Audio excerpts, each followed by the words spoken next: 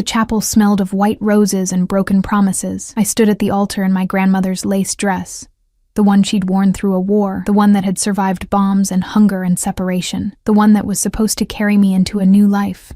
My hands trembled around the bouquet of peonies, their soft pink petals already wilting in the oppressive heat of too many bodies crammed into too small a space.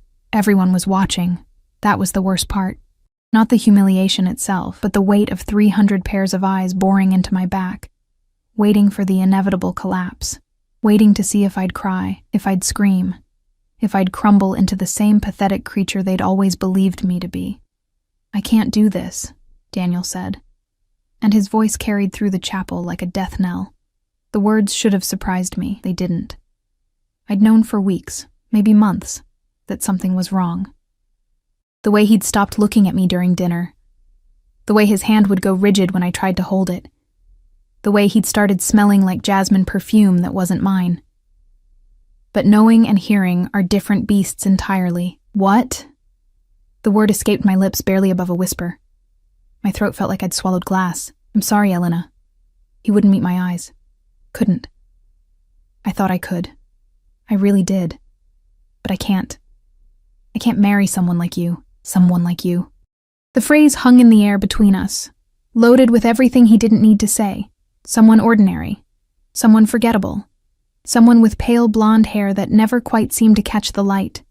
With eyes that were neither fully green nor fully gray.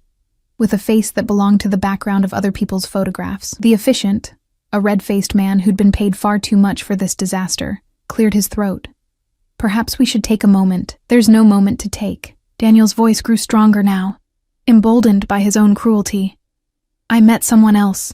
Someone better suited to me." A murmur rippled through the crowd like wind through wheat. I heard my mother's sharp intake of breath from the front pew, heard my father's low growl of anger, heard the delighted whispers of girls who'd never liked me, never understood why Daniel had chosen me in the first place. Because I was convenient, I realized with sudden, terrible clarity. Because I was quiet and asked for nothing and never made him feel small. The chapel doors burst open with a sound like thunder. Every head turned. The whispers died instantly, replaced by a silence so complete I could hear my own heartbeat hammering against my ribs. A man stood in the doorway, backlit by afternoon sun that turned him into shadow and suggestion. But I didn't need light to know what he was. Power radiated from him in waves that made the air itself feel heavier, made breathing an act of conscious effort. Alpha. The word rose in my mind unbidden. Not just any alpha, the Alpha, king of the Northern Territories, ruler of the largest pack in the Western Hemisphere, a creature of legend who supposedly hadn't left his fortress in 5 years. What was he doing here? He moved down the aisle with a predator's grace, each step deliberate and unhurried. People pressed themselves against the pews to give him space, and I saw fear in their faces.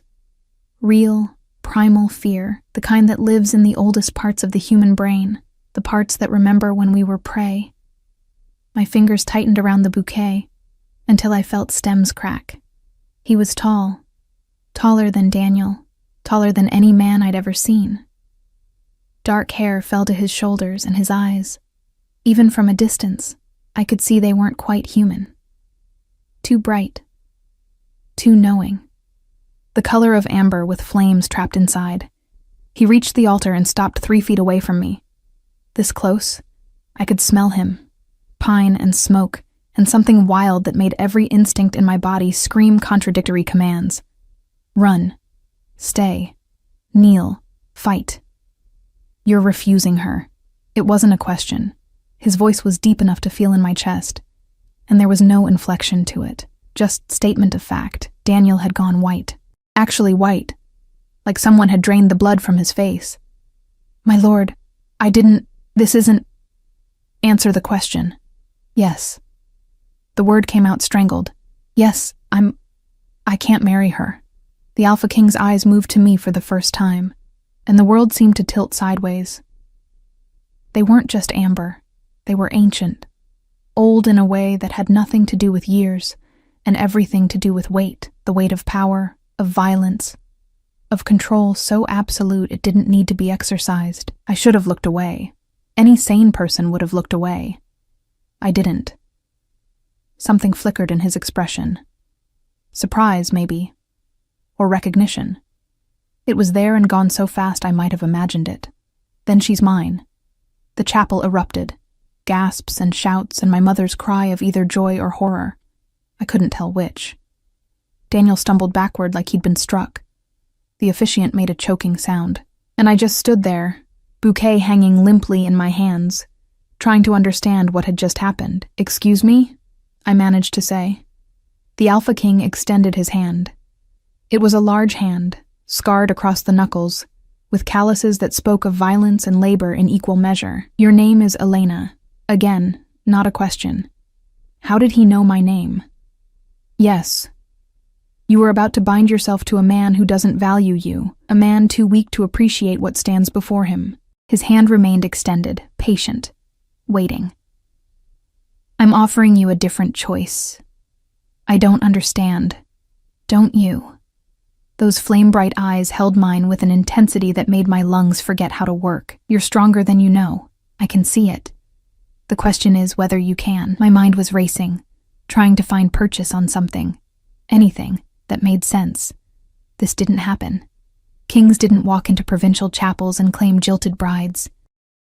Alphas didn't concern themselves with ordinary human women who couldn't even keep a mediocre accountant interested. "Why?" The word came out broken. "Because," he said simply, "I've been alone for a very long time, and I'm tired of it." There was something in his voice then, something beneath the command and the power. Something that sounded almost like loneliness. I thought about Daniel's face when he'd said "someone like you." Thought about the years I'd spent making myself smaller, quieter, less. Thought about returning home to my parents' pitying looks and the whispers that would follow me through town like ghosts. "You're stronger than you know." Was I? I'd never felt strong. I'd felt invisible, forgettable. Like a sketch someone had started and then abandoned halfway through. But standing here, with the Alpha King's hand extended and 300 people holding their breath, I felt something crack open inside my chest. Something that had been sealed away for so long, I'd forgotten it existed. Anger. Not at Daniel, he wasn't worth anger. But at myself. For all the times I'd accepted less than I deserved. For all the times I'd apologized for taking up space. For all the years I'd believed the lie that being quiet meant being nothing. I looked at the Alpha King's scarred hand. Looked at his impossibly ancient eyes. Looked at the offer he was making. Not salvation, exactly, but something else. Something that felt like a door opening onto a cliff edge, terrifying and exhilarating in equal measure. My grandmother's voice echoed in my memory. "Never accept a cage just because it's pretty, Elena. Better to fly toward danger than to suffocate in safety." I dropped the bouquet. The peonies hit the floor with a soft sound that seemed to echo through the chapel, and I took his hand. His fingers closed around mine, warm and steady and sure. The touch sent electricity racing up my arm, and for just a moment, I saw something flicker across his face. Triumph, perhaps, or relief. "What's your name?" I asked, because I was holding hands with a king, and I didn't even know what to call him. The corner of his mouth lifted in something that might have been a smile. "Sebastian." He turned to face the crowd, still holding my hand. "This woman is under my protection now. Anyone who wishes to contest that claim is welcome to do so." Silence. Absolute, terrified silence.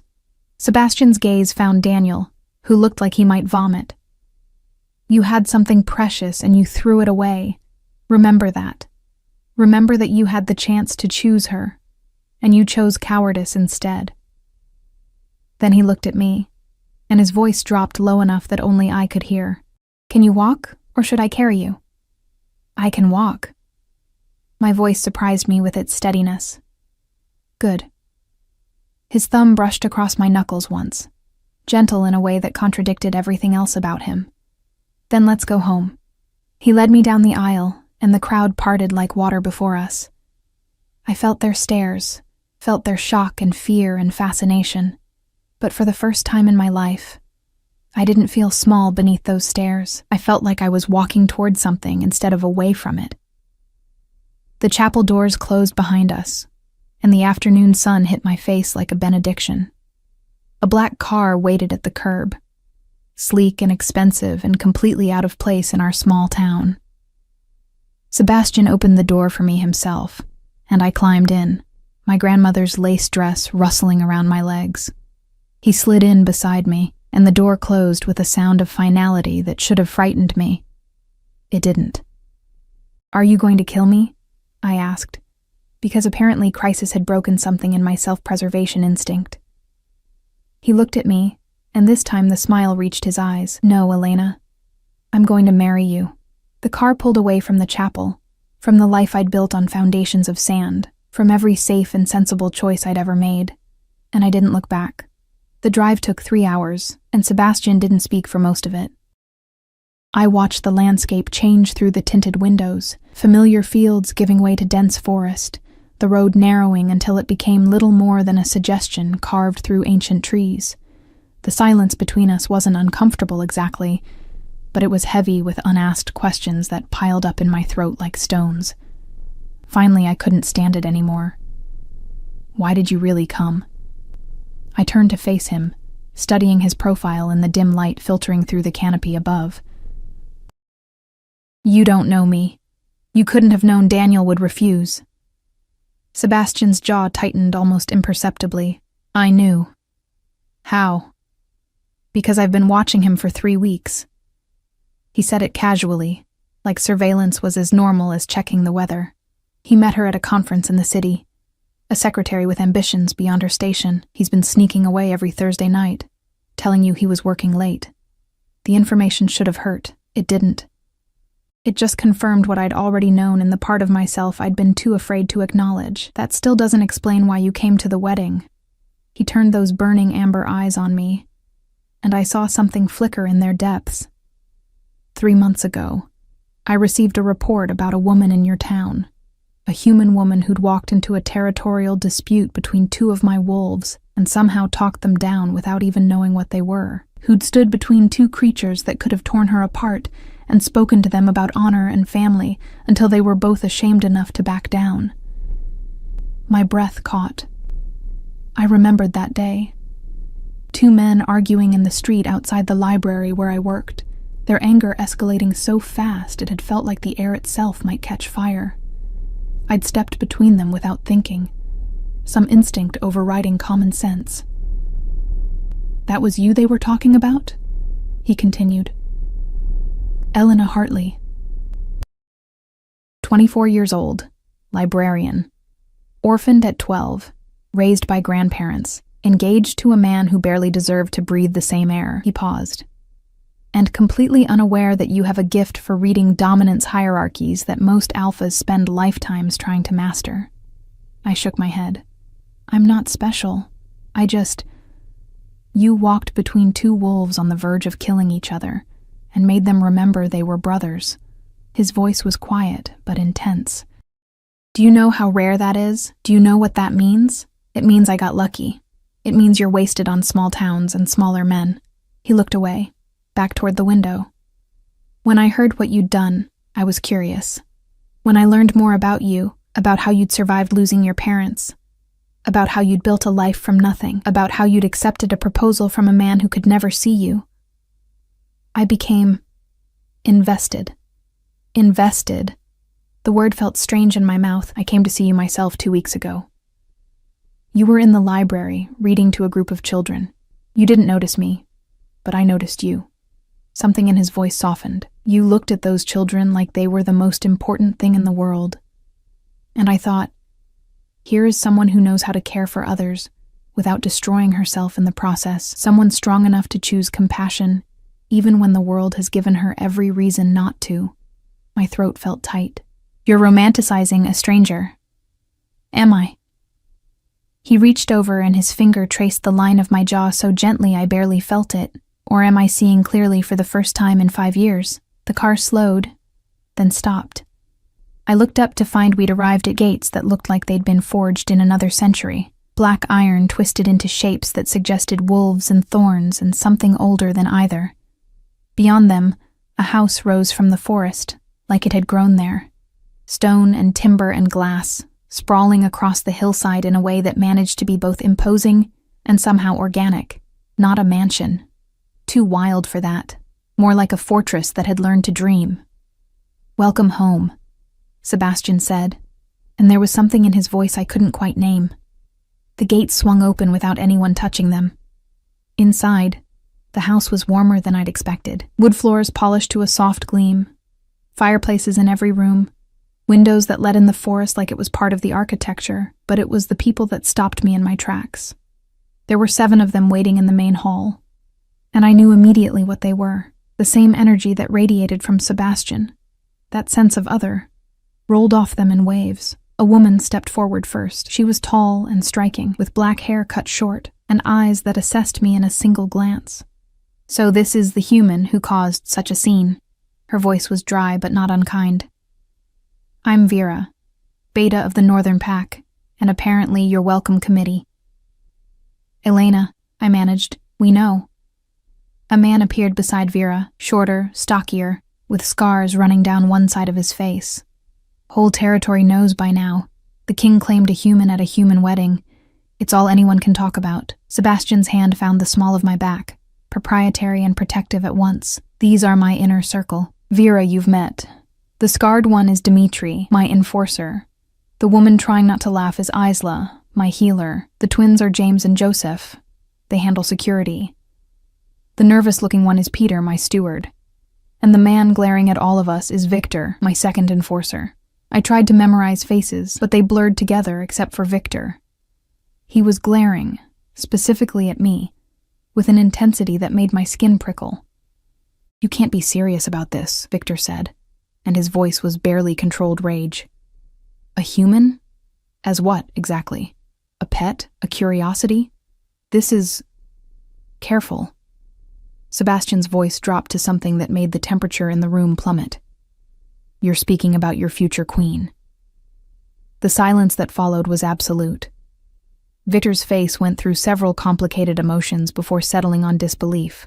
"You can't mean to actually..." "I can, and I do." Sebastian's hand pressed more firmly against my back. "Elena will marry me within the week. She will be recognized as Luna of the Northern Pack, and anyone who has a problem with that is welcome to challenge me for the right to rule." No one moved. No one even seemed to breathe. Vera broke the tension with a low whistle. "Well, this should be interesting." "Interesting is one word for it," Isla murmured. But she was smiling at me. It was a kind smile, curious, but not cruel. "Welcome, Elena." "I apologize for the drama. It's been a quiet few years. We were due for some chaos." "Chaos," I repeated numbly. "Oh, yes." Isla moved closer, and I caught the scent of herbs and something medicinal. "You'll find life here is never boring. Sometimes terrifying, occasionally deadly, but never boring." Sebastian steered me away from the group before I could process that statement. "You need rest. It's been a long day."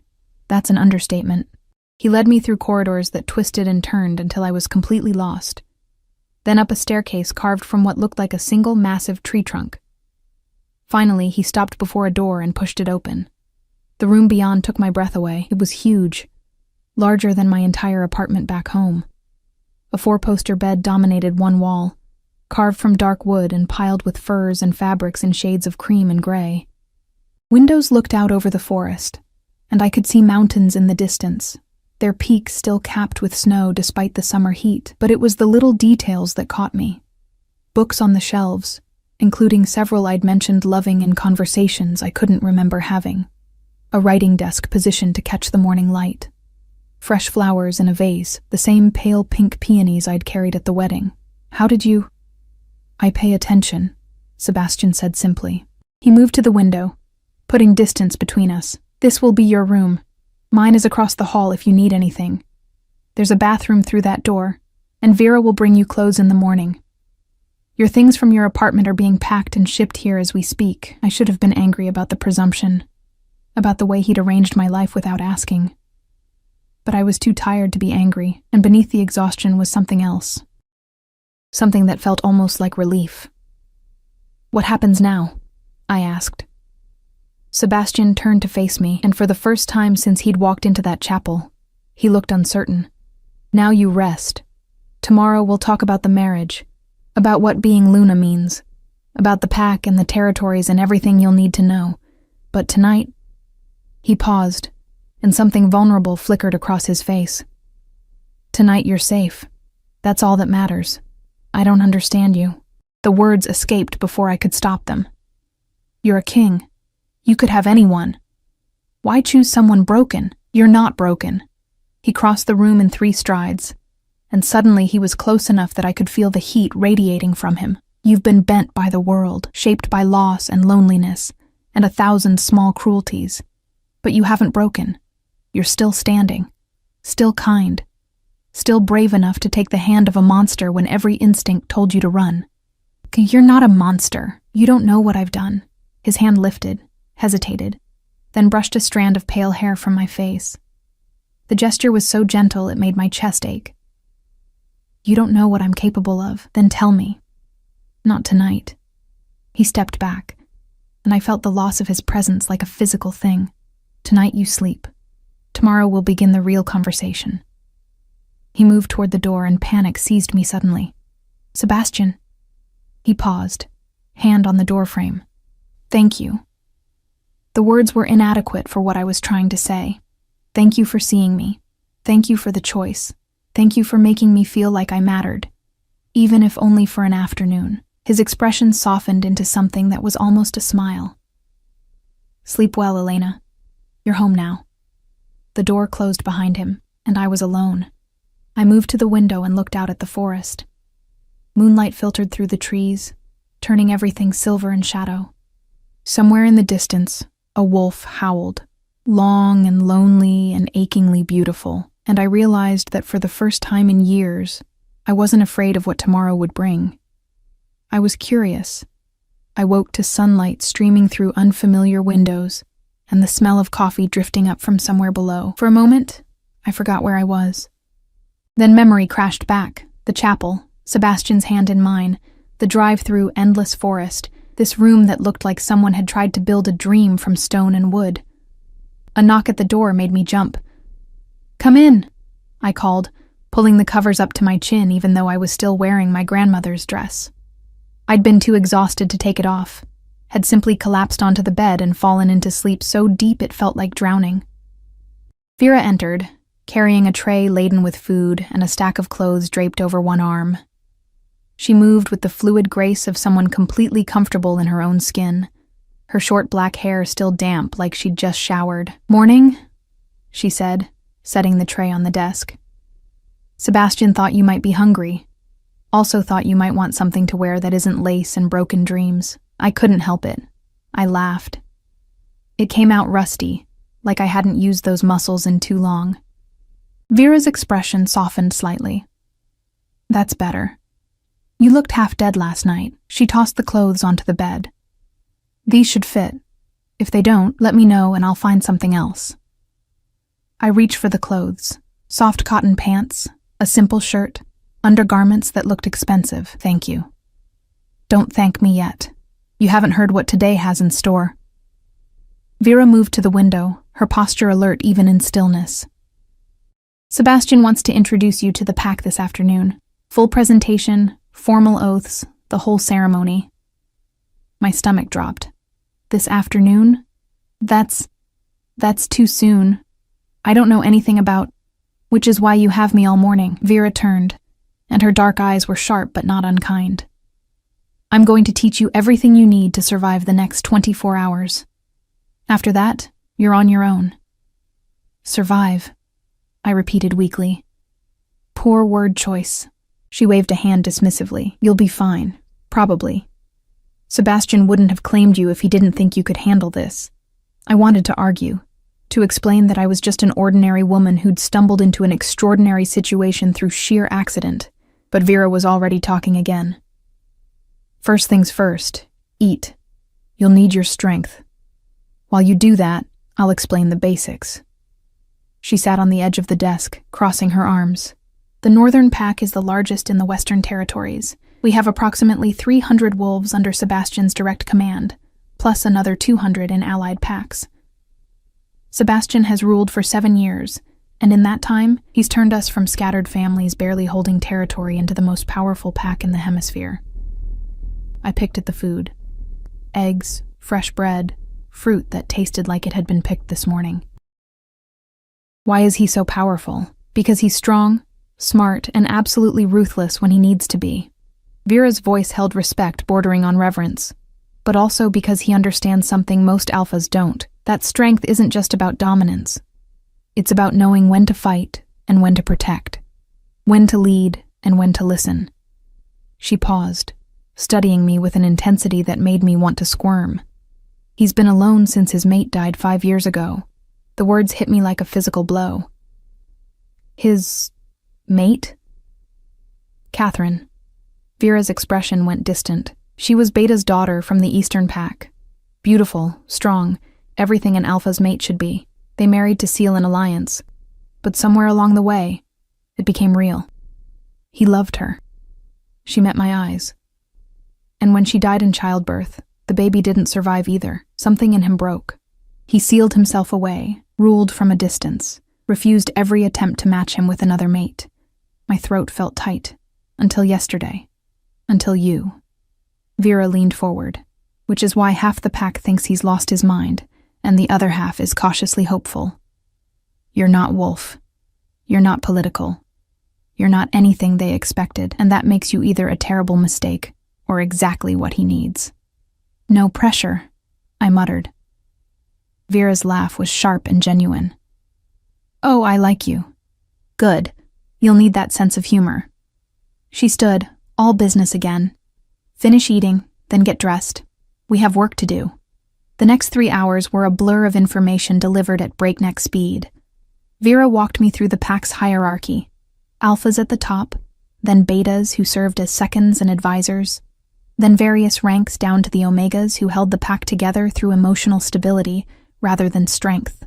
She explained about challenges and dominance displays, about the importance of scent and body language, about 1,000 tiny rules I'd never even known existed. The most important thing, she said as we walked through the house's twisting corridors, is that you don't show fear. Wolves can smell it and fear makes you prey. You don't have to be aggressive. Sebastian wouldn't want that anyway. But you have to be steady, calm, like you have every right to be exactly where you are. Even though I don't, especially because you don't. She stopped before a heavy wooden door. Sebastian gave you that right when he claimed you. Now you have to believe it yourself or no one else will. She pushed the door open, and we entered what could only be described as a war room. A massive table dominated the center, covered in maps marked with territories and borders. The walls held weapons, some modern, some ancient, displayed like art. Sebastian stood at the far end with Dimitri and Victor, all 3 of them bent over a map. They looked up when we entered, and I felt the weight of their attention like a physical thing. How is she doing? Sebastian asked Vera, but his eyes stayed on me, better than expected. She's a quick study. Vera moved to join them at the table. Though Victor's still convinced this is all an elaborate mistake, Victor's glare could have melted steel. It's not too late to reconsider. The pack will adapt. Sebastian's voice held finality. Elena, come here. I crossed the room on legs that felt steadier than they should. When I reached the table, Sebastian's hand found my waist. A casual touch that nonetheless sent heat racing through my body. These are our territories, he said, gesturing to the map. The Northern Pack controls everything from here to the Canadian border. We have treaties with 4 allied packs and uneasy truces with 6 others. Our biggest threat comes from the Western Coalition. They've been pushing at our borders for 2 years, testing our strength. I studied the map, trying to make sense of the lines and markers. Why haven't they attacked directly? Because they're not sure they'd win. Dimitri spoke for the first time, his scarred face grave. Sebastian's reputation keeps them cautious. But if they sense weakness, they'll strike, I finished. Understanding dawned cold and clear. And taking a human mate looks like weakness. To some, Sebastian acknowledged. To others, it looks like confidence. Like I'm so secure in my power that I can choose based on what I want rather than what politics demands. Which interpretation wins? That depends on you. His amber eyes held mine. If you stand before the pack this afternoon and show doubt, show fear, Show anything less than absolute certainty, they'll see weakness. But if you stand there like you know exactly what you are and what you're worth—" He smiled, and it was all wolf. "Then they'll see strength, and they'll respect it." Victor made a disgusted sound. "This is insane. She's had one day. Enough." Sebastian didn't raise his voice, but the command in it made Victor take an involuntary step back. "Elena is mine. That makes her yours to protect, not to question. If you can't accept that, there's the door." The tension in the room could have been cut with a knife. Victor stared at Sebastian for a long moment, jaw working like he was chewing on words too dangerous to say. Finally, he gave a stiff nod and left, the door slamming behind him with enough force to rattle the weapons on the walls. "He'll come around," Dmitri said, but he didn't sound convinced. "He doesn't have a choice." Sebastian's hand tightened on my waist. "None of them do." I should have felt like a problem, a complication these people had to solve. Instead, standing there with Sebastian's warmth against my side and these powerful beings treating me like I mattered, I felt something I hadn't felt in years. I felt seen. "What do I need to do this afternoon?" I asked, proud when my voice came out steady. Sebastian's expression softened with what might have been approval. "Stand beside me. Meet the pack. Accept their oaths of loyalty." And most importantly, he turned to face me fully, both hands coming up to frame my face with a gentleness that stole my breath. "Be yourself. That's what I chose. That's what they'll learn to value. And if they don't, then they'll learn to fear me more than they distrust you." No humor in his voice now, just flat certainty. "I've killed for less than disrespecting what's mine." The words should have frightened me. They didn't. Maybe because I could see the truth beneath them. Not cruelty, but protection so fierce it bordered on savagery. He would burn the world before he let it hurt me. When had anyone ever felt that way about me? "Okay," I said, "I'll do it." His smile was slow and genuine, transforming his face from formidable to devastating. "I knew you would." The afternoon arrived too quickly. Isla helped me dress in clothes that walked the line between formal and practical. Dark pants that moved easily, a shirt in deep blue that somehow made my pale hair look less washed out, boots that were sturdy enough for anything. She worked quickly and efficiently, her hands gentle as she braided my hair into something more controlled. "You're nervous," she observed. "Terrified." "Good. That means you're not stupid." She secured the braid with a leather cord. But terror and courage aren't opposites. Courage is being afraid and doing it anyway. "Did you read that in a fortune cookie?" She laughed, the sound bright and unexpected. "I like you, Elena. More than I expected to." Her hands stilled on my shoulders. "Sebastian chose well. He doesn't always. He let grief make him hard, make him distant. But you remind him what it's like to want something beyond survival. I don't know if I can be what he needs. None of us do. That's the secret." She squeezed my shoulders once, then stepped back. "But you'll try, and that's more than anyone can ask." A knock at the door. Vera, dressed in formal leathers that made her look even more dangerous. "It's time." My heart hammered against my ribs as we walked through the house toward what Vera called the gathering grounds. The corridors seemed longer than before, or maybe that was just my perception stretching time into something elastic and strange. We emerged into a clearing behind the house, and my breath caught. Hundreds of people filled the space, some in human form, some shifted into massive wolves that made my childhood fears seem quaint. They formed a loose circle around a raised platform where Sebastian already stood, waiting. The crowd parted as we approached, and I felt their eyes on me, assessing, judging, wondering what their king saw in this ordinary human woman. I lifted my chin and kept walking. Sebastian's expression when he saw me was worth every moment of fear. His eyes lit with something that looked almost like pride, and he extended his hand the same way he had at the altar. I took it without hesitation. "My pack." Sebastian's voice carried across the clearing, amplified by alpha command until every person, every wolf, could hear. "I present to you Elena Hartley, my chosen mate, your Luna." The silence that followed felt alive. Then someone in the crowd shifted. A massive gray wolf with silver-tipped fur. He padded forward and lowered his head in a gesture of submission, and I understood without being told that this was an oath. Others followed. One by one, then in groups, wolves and humans alike approached to acknowledge their new Luna. Some looked pleased. Some looked skeptical. A few looked openly hostile, but they all bowed. And I stood beside Sebastian with my hand in his, pretending I belonged there until pretending became something like truth. The celebration lasted well into the night. What started as a formal ceremony dissolved into something more organic. Food appeared from somewhere, music started playing, and the pack transformed from a collection of wary strangers into something that almost felt like family. Almost. I stood at the edge of the gathering, watching wolves dance and laugh, and exist in ways that seemed impossibly free. Sebastian had been pulled away by various pack members needing his attention, leaving me to navigate alone. "You look lost." A young woman appeared at my elbow, holding 2 cups of something that smelled like honey and fire. She had warm brown skin and kind eyes, and she offered me one of the cups with a smile. "I'm Maya, Omega of the Western Border Patrol." "Elena?" I took the cup gratefully. "And I am lost, completely." "That's normal. Give it a month. You'll know everyone's names and half their secrets." She took a sip of her drink, watching me with open curiosity. "Can I ask you something?" "Sure." "What did you see in him?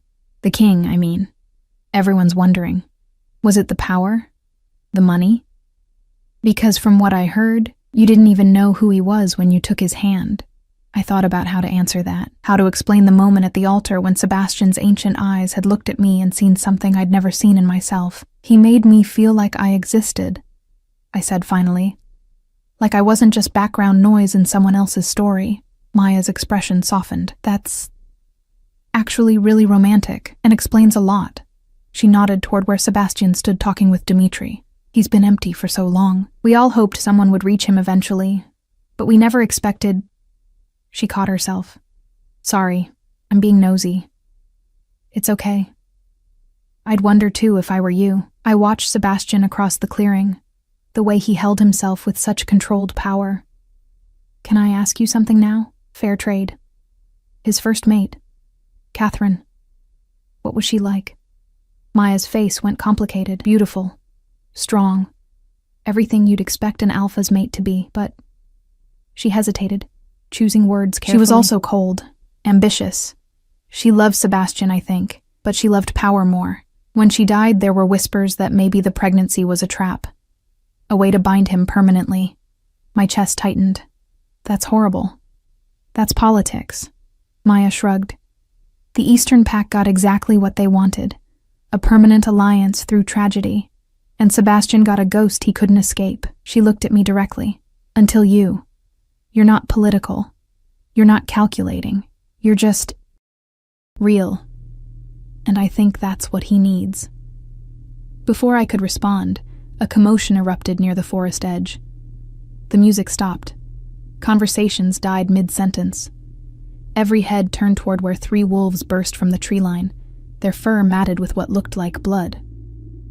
Sebastian was moving before anyone else, crossing the clearing with supernatural speed. I followed without thinking, Maya close behind. The wolves shifted as we approached. 2 men and a woman, all 3 sporting injuries that looked fresh and vicious. The woman was clutching her side, her face pale beneath the blood. "Report," Sebastian commanded. "Western Coalition," the woman gasped. "They hit the border patrol an hour ago. 6 of them. Coordinated attack. We barely got away." Ice flooded my veins. This was what Dimitri had warned about, the threat testing for weakness. "Casualties?" Sebastian's voice had gone flat and deadly. 2 dead. 4 wounded. "They took Marcus."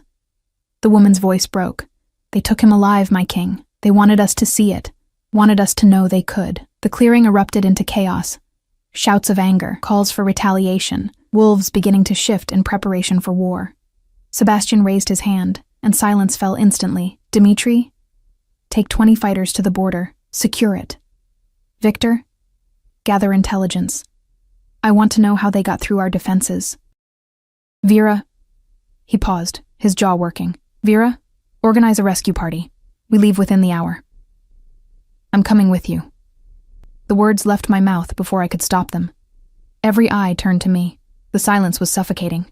No, Sebastian said flatly. Yes. I stepped forward and my hands were shaking, but my voice was steady. You just presented me to the pack as Luna. If I hide in the house while you go to war, what does that say? That I'm weak? That I can't stand beside you when it matters? It says you're human and fragile, and I won't risk you. His eyes blazed with something between anger and fear. Then you shouldn't have chosen me. I moved closer, close enough that I had to tilt my head back to meet his gaze. You said I was stronger than I knew. Prove you meant it. Let me come. Elena. I won't fight. I won't get in the way. But I can help. I scrambled for something useful, something that would make sense. I can treat wounds. Basic first aid. Isla can teach me what I need to know in an hour. And if nothing else, I can be there. Show the pack that their Luna doesn't abandon them when things get hard. Sebastian stared at me for a long moment, and I could see the war playing out behind his eyes. Finally, he turned to Vera. What do you think? Vera's expression was considering. She's not wrong. And if we're trying to project strength, having her there sends a message that you're confident enough to bring your mate into danger, that you trust her not to be a liability. I could be a liability, I admitted. I probably will be, but I'm asking you to trust me anyway. Something shifted in Sebastian's expression. The anger drained away, replaced by something that looked almost like wonder. You're serious. Completely. He reached out and cupped my face in both hands, his touch achingly gentle. You terrify me. Do you know that? You walked into my life yesterday, and already I can't imagine it without you. My breath caught. Sebastian, if you come, you stay with Isla. You follow orders without question. And if I tell you to run, you run. Understood? Understood. He kissed my forehead once, brief and fierce, then released me. Vera, she's yours. Keep her alive or I'll hold you personally responsible. Understood, my king. Vera's hand closed around my arm. Come on, Luna. Let's get you ready for war. An hour later, I sat in the back of a transport vehicle, wearing borrowed armor that was too big, and carrying medical supplies I barely knew how to use. Isla had given me a crash course in field medicine, how to pack wounds, how to recognize shock, how to keep someone alive long enough for a real healer to take over. My hands had shaken through the whole lesson, but I'd absorbed every word. Now, racing through dark forest toward a border I'd never seen, I wondered if I'd made a terrible mistake. Vera sat across from me, checking weapons with practiced efficiency. Second thoughts? About 1,000 of them. That's healthy. She holstered a knife that looked like it could gut a bear. But you're here anyway. That takes courage. Or stupidity. Sometimes they're the same thing. She met my eyes. Listen to me, Elena. When we get there, it's going to be chaos. Blood and violence and things you've never imagined. You're going to want to freeze or run or hide. Don't. Stay focused on what you can control. The medical supplies, the wounded, your breathing. Let everything else be background noise. I don't know if I can do this. You can. You already have. She leaned forward. You stood in front of 300 wolves this afternoon and didn't flinch. You demanded to come on a rescue mission when every instinct told you to stay safe. You took a king's hand when you could have walked away. You're stronger than you think, Elena. You just need to start believing it. The vehicle lurched to a stop and my stomach dropped. We're here, Dmitri called from the front. Everyone out. Stay sharp. The night air hit me like a slap, cold and carrying the scent of blood and fear. We were in a clearing near what looked like a ravine, and I could see bodies, both wolf and human, scattered across the ground. Sebastian was out first, moving toward the wounded with purpose. I followed, medical kit clutched in my hands like a lifeline. Elena. Isla appeared beside me, her face grim. Over here. This one's stable but needs attention. I knelt beside a young man, couldn't have been more than 20, with a vicious gash across his chest. His eyes were glazed with pain, and he was breathing in short, sharp gasps. Hey, I said softly, forcing my hands to stay steady as I opened the medical kit. "I'm Elena. I'm going to help you, okay?" He focused on me with difficulty. "Luna? That's right." I began cleaning the wound, grateful for Isla's quick teaching. "What's your name?" "Thomas." "Well, Thomas, you're going to be fine. This looks worse than it is." A lie, but a kind one. The wound was deep, and he'd lost a lot of blood. "They took Marcus," Thomas gasped. "Dragged him into the ravine. We tried. We couldn't." "Shh. Save your strength." I packed the wound with gauze, my hands moving with a sureness I didn't feel. "Sebastian's here now. He'll get Marcus back." A howl split the night, long and anguished and inhuman. I looked up to see Sebastian standing at the edge of the ravine, his body rigid with rage. Dimitri appeared beside him, and even from a distance, I could see the grim set of his scarred face. "What is it?" I called. Dimitri turned, and his expression made my blood run cold. "They left a message. They want to negotiate. Negotiate for what?" Sebastian's voice carried across the clearing, and it was nothing human. "For Marcus's life. They'll trade him for the human Luna." His eyes found mine across the distance. "They want you, Elena. They want to prove I'm weak by taking what's mine." The world seemed to tilt sideways. Every face turned toward me, some shocked, some calculating, some openly hostile. I could hear the whispers starting, the questions. Is she worth it? Is one human worth risking war? Maybe we should... I stood, my legs somehow holding me upright. Then give them what they want. No. Sebastian's voice was flat and absolute. Yes. I walked toward him, aware that every eye was on me. "Not actually. I'm not suggesting you trade me, but let them think you will. Set up a meeting, and then..." I looked at Vera, at Dimitri, at the fighters gathered around. "You ambush them. Use me as bait." The silence was deafening. Then Victor laughed. A sharp, bitter sound. "The human has more spine than I gave her credit for." "It's too dangerous," Sebastian said. But there was something in his voice. He was considering it. "Everything's dangerous." I reached him and placed my hand on his chest, feeling his heart racing beneath my palm. "But this is smart. They think I'm your weakness. Let's prove them wrong. Let's prove I'm your strength." His hand covered mine, pressing it harder against his heart. "If anything happens to you, it won't. You won't let it." I looked up at him, willing him to see the certainty I was trying so hard to feel. "Trust me. Trust that I can do this." For a long moment, he just stared at me. Then slowly he nodded. "All right," he said. "We do it your way." He turned to address the fighters. "Here's the plan." And in the darkness of the forest, surrounded by blood and violence and creatures that could kill me without thinking, I felt something unexpected bloom in my chest. Not fear. Purpose. The exchange point was a clearing 2 miles into neutral territory, a space between packlands where neither side held dominance.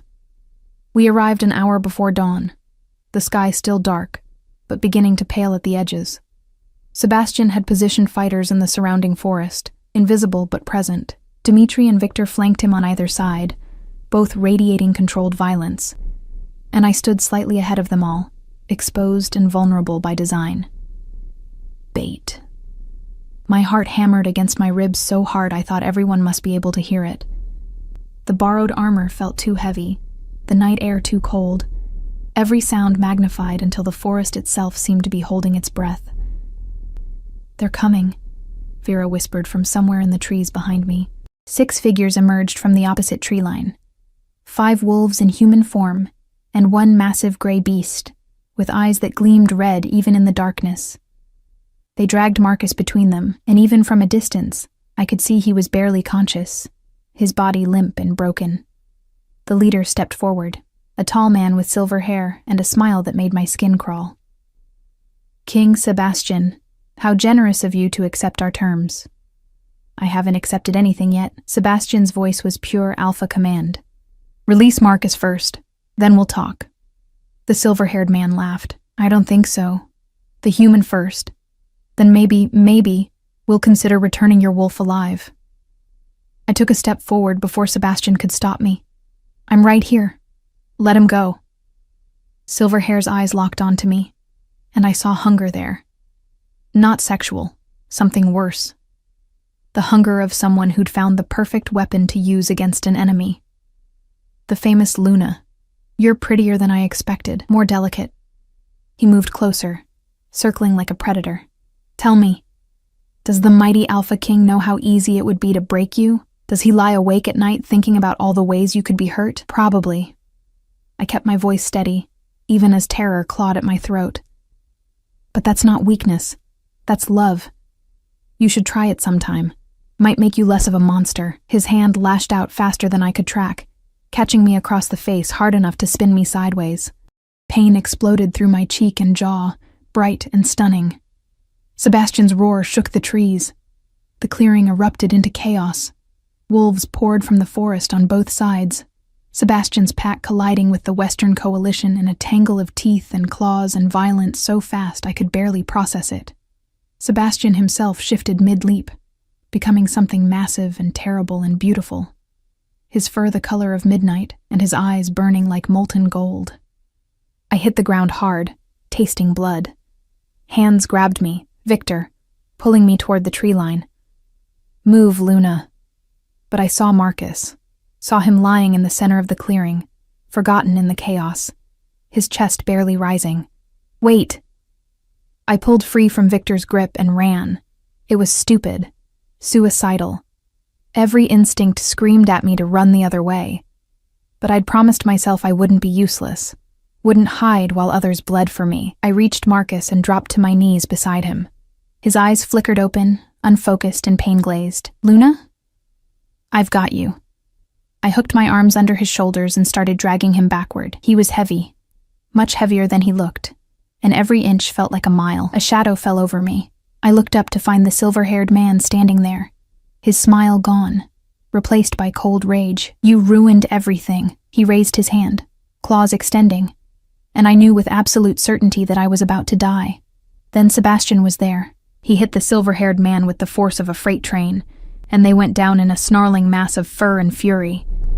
I couldn't look away, couldn't do anything but watch as Sebastian tore into his enemy with savage efficiency. It was brutal, primal, and over in seconds. When Sebastian shifted back to human form, he was covered in blood that wasn't his own. His eyes found mine across the clearing, and the fear in them was almost worse than the violence had been. "Elena, I'm okay." My voice shook, but I meant it. "I'm okay." He crossed the distance in 3 strides and pulled me into his arms with enough force to drive the air from my lungs. His hands ran over me frantically, checking for injuries, his breath coming in harsh gasps against my hair. "You ran toward danger," he said, and it sounded like an accusation and a prayer all at once. "You could have been killed, but I wasn't." I pulled back enough to see his face. "And Marcus is alive. That's what matters." Around us, the fighting had ended. The Western Coalition lay defeated, some dead, some captured, all thoroughly beaten. Sebastian's wolves were tending to their wounded, and I could see Isla moving among them with practiced efficiency. Victor approached, his expression complicated. "The Luna has courage," he said grudgingly. "I'll give her that." "She's insane," Dmitri added, but he was smiling. "Completely, utterly insane." "She's perfect," Sebastian said simply, and the way he looked at me made my chest ache. We returned to the house as the sun rose, painting the forest in shades of gold and amber. I sat in the main hall with a mug of tea that had gone cold, watching pack members come and go, all of them stopping to nod at me or murmur quiet thanks. Thomas, the young wolf I'd treated, brought me flowers from the garden. Maya hugged me hard enough to crack my ribs. Even Victor managed something that might have been a smile. "You've won them over," Vera said, sitting beside me. "That was quite the first night as Luna. I didn't do anything special. I struggled for words. I just did what felt right. That's exactly what makes it special." She studied me with those sharp, dark eyes. "Most people in your position would have played it safe, stayed protected, let others take the risks. But you saw someone who needed help and you ran toward the danger. That's not strategy, Elena. That's character. Sebastian appeared in the doorway, freshly cleaned and wearing clothes that didn't have bloodstains. His eyes found me immediately, and the relief in them was palpable. "Can I steal her?" he asked Vera. "She's yours to steal."